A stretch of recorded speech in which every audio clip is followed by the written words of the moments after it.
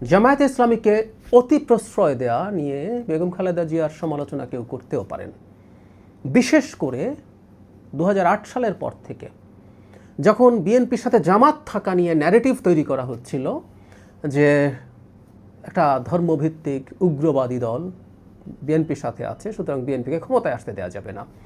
9/11-এর পরে যে এক ধরনের সন্ত্রাসের বিরুদ্ধে যুদ্ধের ন্যারেটিভ ছিল, সেটার ক্ষেত্রে জামাত আসলেই প্রবলেম ছিল। বেগম খালেদা জিয়া এই ব্যাপারে কারো কথা শোনেননি। এ ধরনের আলাপ আছে, আমি নিশ্চিত নই, আলাপ আছে। এবং আমি জামায়াতের লোকজনের বেগম খালেদা জিয়ার প্রতি এই ধরনের মানসিকতা আছে তাদেরকেও বলতে শুনেছি।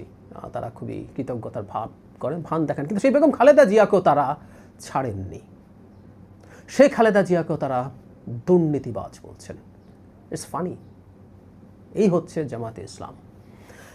একটা উদাহরণ দিই, সাম্প্রতিক সময়ে তাদেরকে দেখলাম, তাদের প্রবণতা এরকম। আমার সাথে টকশোতে এসে জামাতের সদস্যরা বা জামাতের হয়ে কথা বলেন এরকম মানুষজনরা একটা ন্যারেটিভ তৈরি করার চেষ্টা করছেন যে এই বিএনপি জিয়াউর রহমান খালেদা জিয়ার বিএনপি না, এটা তারেক রহমানের বিএনপি, এটা খারাপ বিএনপি। তারেক রহমান ওই দুজনের যোগ্য সন্তান হয়ে ওঠেন নাই, কুলঙ্গার পুত্র। এই ধরনের একটা অ্যাটিটিউড তাদের আছে। যদিও একটু অফ টপিক বলে ফেলি, বিএনপি দলটা আখেরে কোন দিকে যাবে আমি নিশ্চিত নই, কিন্তু আমি সত্যি মনে করি জনাব তারেক রহমান সত্যিকার অর্থে তাদের যোগ্য সন্তান। অসাধারণ। উনি যেভাবে চিন্তা করছেন, যেভাবে তার পলিসি তৈরি হয়েছে, যেভাবে তিনি দেশকে বোঝার চেষ্টা করেছেন বহুদূর থেকে, আমি তার বিভিন্ন বক্তব্যের খুঁটি নাটি খেয়াল করে বলছি, তিনি অত্যন্ত যোগ্য পুত্রই হয়েছেন এই দুইজন মানুষের। বিএনপির দুটো অ্যাসেট আছে, আমি প্রায় বলি, তৃতীয় অ্যাসেট হতে যাচ্ছেন তিনি, কোনো সন্দেহ নাই। যাই হোক, তাদের ন্যারেটিভ এটা। তাতে যেটা দাঁড়ালো, বেগম খালেদা জিয়ার বিরুদ্ধে এখন কিছু বলা আসলে তাদের জন্য প্রবলেম্যাটিক। কারণ বেগম খালেদা জিয়া মৃত্যুর সময় যে উচ্চতায় পৌঁছে গেছেন মানুষের কাছে, এটা রিস্কি। এবং অ্যাপারেন্টলি মনে হতে পারে তাদের কিছুটা কৃতজ্ঞতা বোধ আছে। প্রত্যেক মানুষ ভুল করেন, আমি বেগম খালেদা জিয়ার এটাকে ভুল মনে করি। জামায়াতকে 8 সালের পর ছেড়ে দেওয়া উচিত ছিল। ধারণা করা হতো যে জামাত মাঠে প্রচুর আন্দোলন করতে পারে, তাদের রাখা উচিত। আমরা দেখেছি অবশ্য ওনাদের আন্দোলন করার সক্ষমতা বা ক্ষমতা কতটুকু। যাই হোক, সেটা ভিন্ন আলোচনা।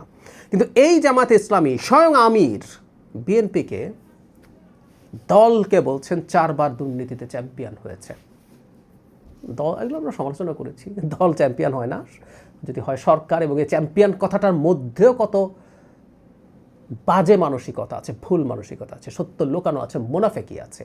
বিএনপির সময়ে 4 বার যে সর্বোচ্চ মানে সবচেয়ে খারাপ ছিল, এর মধ্যে প্রতি বছর বিএনপির পয়েন্ট বেড়েছে। তার মানে বিএনপি আওয়ামী লীগের রেখে যাওয়া দুর্নীতির সিস্টেমটাকে, দুর্নীতি কমিয়েছে রাদার।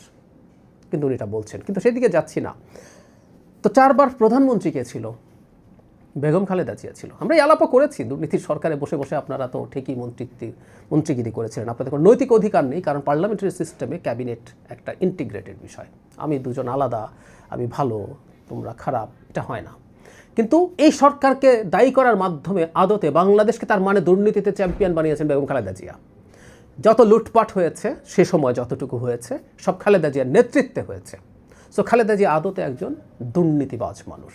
এই কথা কিন্তু তার স্বার্থের প্রয়োজনে বলে ফেলছে।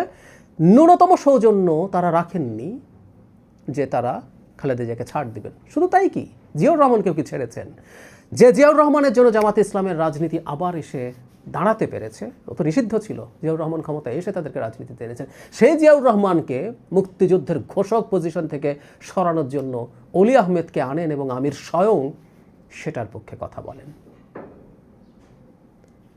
কৃতজ্ঞ, অকৃতজ্ঞ, কৃতঘ্ন, 3টা শব্দ আছে। কৃতজ্ঞর ইংরেজি নেই, অন্য কোনো ভাষায় আছে কিনা জানি না, মানে উপকারীর উপকার স্বীকার না করা পর্যন্ত আছে, কিন্তু বাংলায় উপকারীর অপকার করার মতো কথা আছে, কৃতজ্ঞতা। বিএনপির প্রতি, খালেদা জিয়ার প্রতি, জিয়াউর রহমানের প্রতি এই ধরনের কৃতজ্ঞতা দেখাচ্ছে, এটাই জামায়াতে ইসলামী। যদিও দলটার নামের সাথে একটা ইসলামী আছে, ওটুকুই আছে, এবং ওটা ব্যবহার করেই তারা এসব করছে। এটা জঘন্য, এটা বিভৎস।